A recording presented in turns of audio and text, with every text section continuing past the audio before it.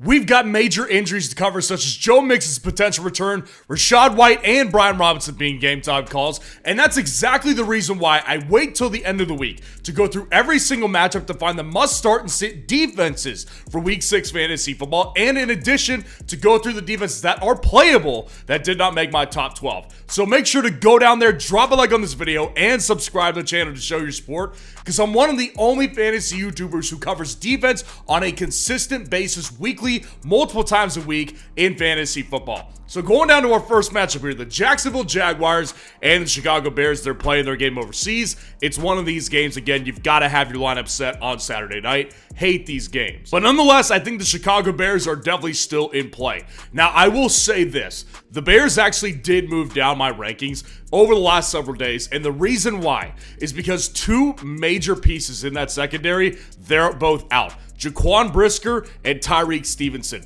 They've both been ruled out. I think Stevenson's actually technically doubtful, but obviously we're not going to see Tyreek Stevenson play this game. Those are two main pieces in this Bears defense, which could become a major problem because the one thing that Jags can do on offense is they can actually throw the ball, and Trevor Lawrence has actually looked okay in the past 2 weeks. So I do have some fears of that, which bump the Bears down, but to me, the Bears are still aggressive at the point of attack. They're still getting sacks. They're still getting turnovers, so that keeps them in most must-start territory. And in addition, Evan Ingram is still questionable. Gabe Davis is still questionable as well. And you obviously do not play the Jags defense. Now, there's questions sometimes like in the Bears, like, can you trust them based on what they did last week? Because for the full season, they haven't been very good. The Jaguars defense is terrible. I mean, they're still ravaged with injuries themselves, and they're just not a very good defense. So I would say, ultimately, stay away from the Jags defense overseas.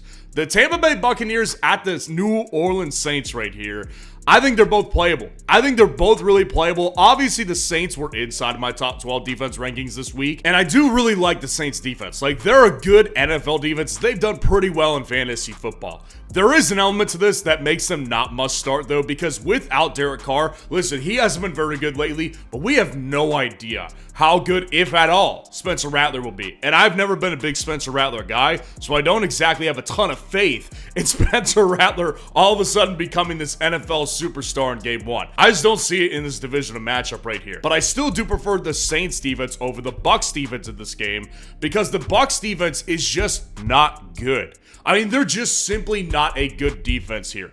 This is a defense that is still banged up. Antoine Winfield may or may not play this game. They've got other injuries to this defense. They just have simply not looked good. Kirk Cousins obviously ripped them apart last week. So, again, they've got a break here playing Spencer Rattler and a banged up sort of New Orleans offense. But the one other thing I will say about the Saints is that their offensive line is actually banged up in this game as well.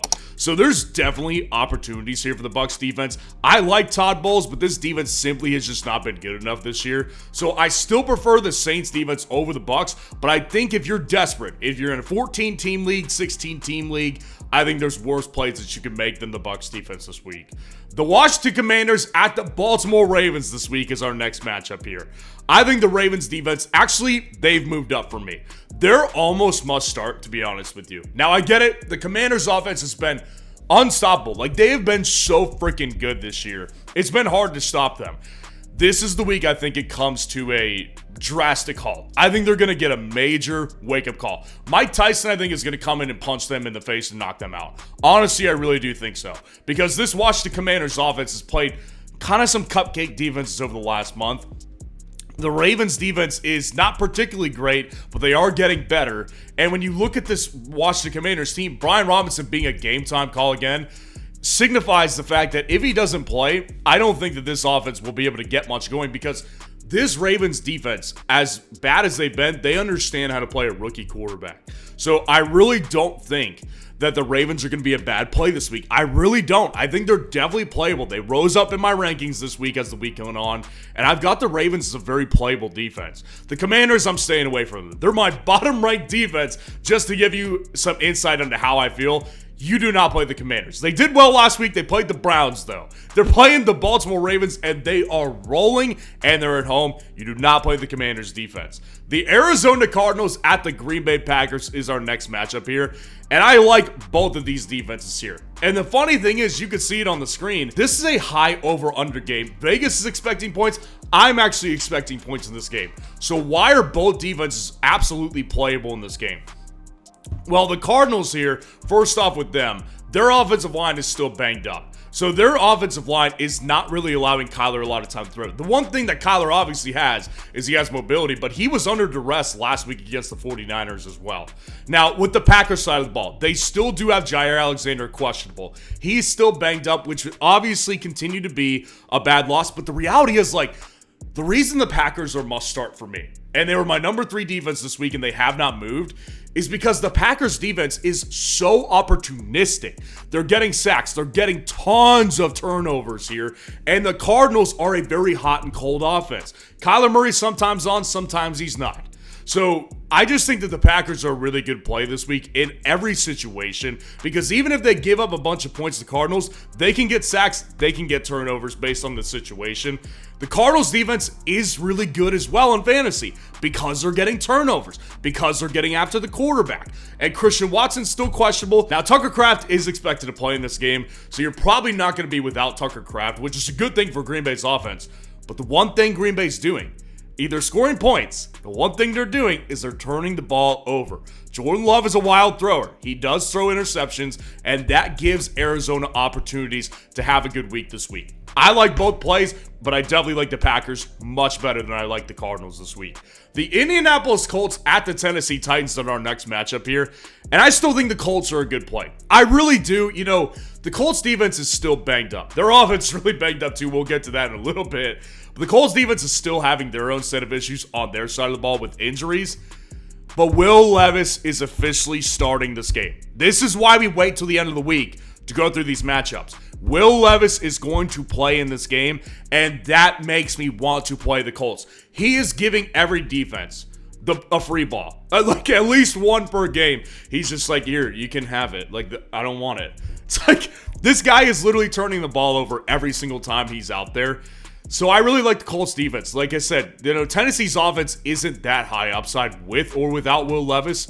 And especially with Will Levis, they're turnover prone. So it's actually, I think, would be a better thing for the Titans and a worse thing for defense playing against them in fantasy if it was Mason Rudolph. I actually think it would be worse off for defenses. But we've got Will Levis here. I'm playing the Colts defense this week. And the Titans defense has risen up for me as well. They're knocking on the door of going into must-start territory. The Colts are so banged up offensively. I just read before I filmed, Anthony Richardson, barring a setback, is expected to play. Michael Pittman Jr., he's not going to play. Josh Downs is still questionable, and Jonathan Taylor is out. So this is like the perfect storm for a fantasy football defense, because the one quarterback who can actually throw is Joe Flacco. He's going back to the bench this week unless there's an Anthony Richardson setback. He can't run. He turns the ball over as well. And their running back, who's clearly the best offensive player, is out. If the Titans don't have a good fantasy week, I don't know what to tell you. They've risen into top 12 territory for me, while other defenses like the Cardinals have fallen down and the Saints have fallen down just a little bit. But the Titans defense, if they do not perform, I don't know what to tell you, because they haven't performed because they're not doing the things we need that fantasy defenses do, like getting sacks and turnovers. But if they can't do it this week, I don't know what to say. I will play the Titans defense, but I definitely prefer the Colts in this game. The Houston Texans at the New England Patriots are in this matchup right here, and Houston is still must start. Now, again, the Houston Texans, I consider moving them down, but the reality with the Texans defense is they're playing the Patriots, and the Patriots offensive line, they're already atrocious when they're all starting. They're still so banged up, though. Like, that offensive line is horrible. And maybe this is just a theory, but I think there's a big reason why they wanted Jacoby Brissett to play a lot this season was for him to take the beating while they try to figure out how to rebuild the offensive line.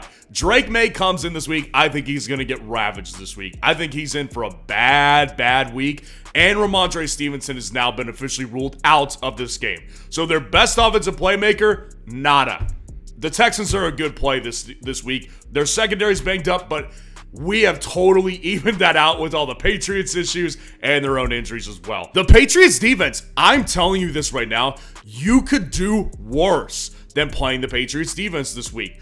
Their defense is not the weakness of this team. It is the strength of this team. Now, the one thing that is good for the Texans is Joe Mixon is expected to return, but obviously what we saw last week was with Nico Collins out of that game, that offense was not the same. They were not nearly as potent. CJ Stroud makes mistakes too. He throws interceptions. So if the Patriots can hold the Texans to like 27 points, maybe get like 2 turnovers and a couple sacks, they could end up having a decent week in fantasy football. I'm not predicting it. I think you could do a lot worse than the Patriots. Would I play the Patriots over the Titans?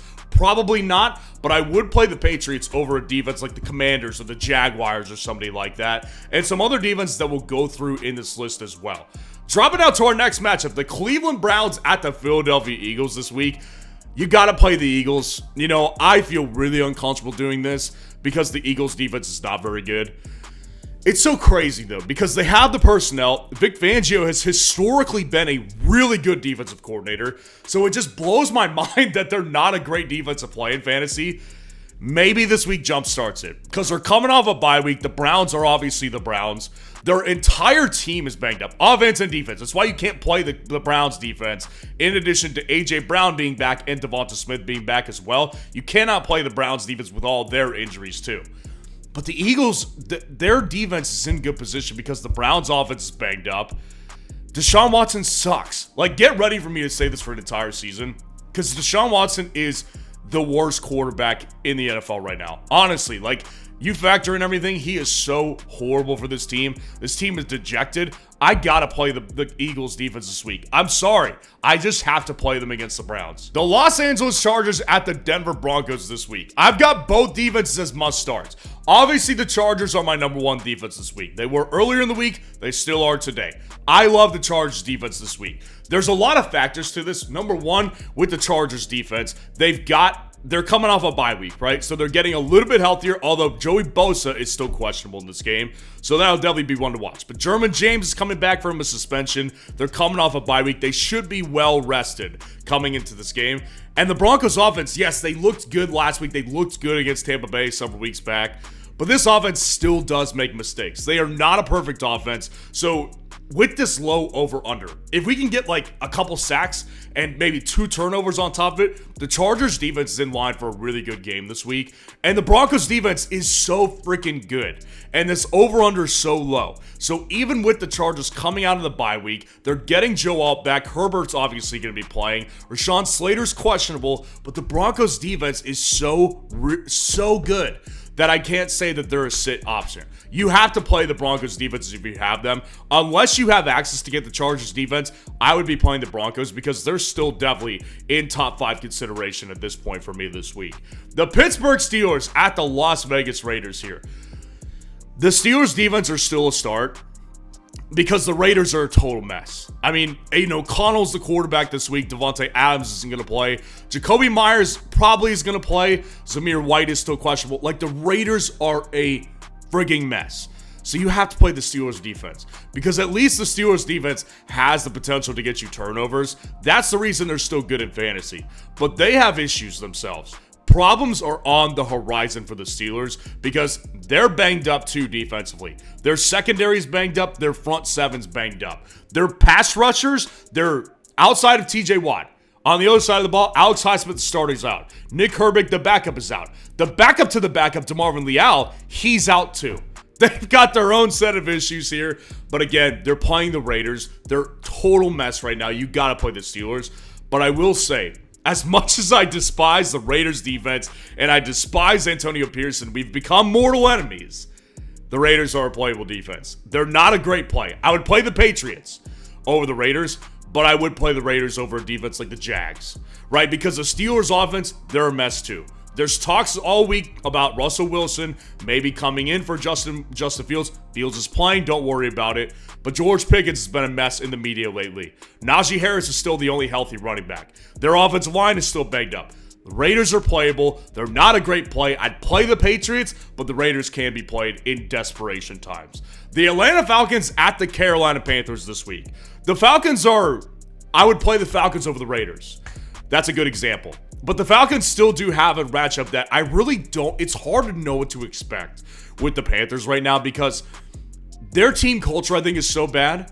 but their offense does have talent. Their offense has plenty of talent, and Andy Dalton has come in and looked obviously night and day better than Bryce Young. He's going to be their starting quarterback this week. They've got Deontay Johnson questionable, and Troy Anderson is out for the Atlanta Falcons, which is a big deal for Atlanta, by the way. So it's tough, man, because, you know, with Andy Dalton, I wouldn't be surprised if he throws another couple picks. They don't score a bunch of points like they did last week against the Bears. So I would say the Falcons are playable. I'd play them over the Raiders, but I don't have a ton of confidence in them. And you simply cannot play the Panthers defense right now. Not only is their defense bad, the Atlanta Falcons offense is starting to roll over teams. The Detroit Lions at the Dallas Cowboys this week. Cowboys defense, you cannot play them. They are still banged up. Micah Parsons may play this game. He's questionable. Trayvon Diggs is questionable. Eric Kendrick is questionable. And obviously DeMarcus Lawrence is on the IR. You do not play the Cowboys defense against a freaking powerhouse offense coming off a bye week with the Detroit Lions. You do not play the Cowboys defense, but you can play the Lions defense. And again, I would play the Lions over the Raiders. I'd probably play the Lions over the Falcons, to be honest with you, because there's a couple things at play. Number one, the Lions defense can get sacks. And number two, the Lions defense has only allowed one passing touchdown to each quarterback they played this year, and they've also taken the ball away from each and every one of them as well. So they're getting you solid production based on sacks and based on turnovers. I think the Cowboys are definitely reliant on CeeDee Lamb. Jalen Tolbert's coming through a little bit, but their run offense is not going to have a good time in this game because the Lions are a great run defense. So I do think there's merit here to play the Lions, although there definitely is better defense to play in fantasy football this week. The Cincinnati Bengals at the New York Giants this week. You can't play either defense. Either defense stinks. I'd personally probably play the Giants over the Bengals because at least with the Giants, number one, their defense is no pushover. That's not a slouch over there. They've actually got good personnel. They've got some injuries, but they've got good personnel. Zach Moss and Chase Brown are going to play. But again, the Giants defense is not an easy one to go through. And the Bengals have had turnovers over the last several weeks. So like, if there's one to play, it's the Giants. I'm not playing the Bengals because they stink. Even though Malik Neighbors is out again and Devin Singletary is questionable in this game, I'm just not going to play them. I saw the Giants do this to the Seahawks defense last week, so they can take advantage of weak defenses with the Cincinnati Bengals are. But I'll tell you what's not a weakness for the Bengals is Joe Burrow. And the fact that his projection on Underdog right now is 0.5 total yards, you've got to hit the higher on this projection right here. It is a sweat-free projection, so if you haven't taken advantage of Underdog yet, go down in the comments, grab the link that's there, and when you use code FFN to sign up for Underdog, they'll match your first deposit 50% up to $1,000 of bonus cash, and you'll be able to take advantage of the sweat-free projections this week for Joe Burrow on Sunday night. And the last matchup of the week, the Buffalo Bills at the New York Jets. I'm still playing the Buffalo Bills defense. Their defense last week against the Texans, they proved that they're a really good defense. Let's get that straight. The Jets have plenty of problems, as we all know. The Jets are ravaged with their own chaos in their own building. Robert Saleh gone, Nathaniel Hackett getting taken away, play calling duties. He gets demoted. Who knows if that's better? It probably can't be worse because Nat Hackett sucks. But the Bills defense, I still consider them a strong start in this spot. The Jets defense have also risen up for me, though. The one thing I didn't love about the Jets defense this week is, Josh Allen has historically done well against the Jets. And number two, I just think that the defensive coordinator over there gets promoted to head coach. That's not a smooth transition to go from just in charge of one side of the ball to being in charge of the whole team. So I thought there may be some downplay this week, but Buffalo is like, they're going through it. James Cook currently questionable. Khalil Shakir currently questionable. Matt Collins currently questionable. They've got their own set of issues. Their playmakers are being decimated with injuries right now. So the Jets defense is definitely a playable option that I would play above the New England Patriots. I would play them above the Lions. I'd play them above the Falcons. These are good defenses that I think that the Jets will be better than this week. So I do think the Jets are a good play in defense. So let me know how your lineup is looking for this weekend. If you want to see where all these defenses rank to my top 12, click on this video right here.